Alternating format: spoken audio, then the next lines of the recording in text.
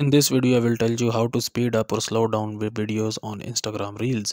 So first of all, we will tap on this plus icon here, and then we will go to the Reels here. Okay, and before recording the reel, here you can see this option which is like 1x speed. So you will click on this 1x, and now if you actually want to increase the speed of your reel here, you will change it from 1x to 2x, and then 1 2 to 3x. And if you want to actually slow down your reel, you have to choose like from 0.5x or 0.3x. Okay, so if I want to actually slow down my reel, I will select 0.3x and I will record a reel here. So let's record a reel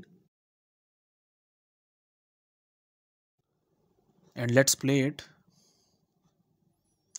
So here you can see that this is a slow motion. Okay, and now if I want to actually make it fast, I will go back here and I will again start over here, and I will click on 1x and increase this speed to 3x, and I will now record again,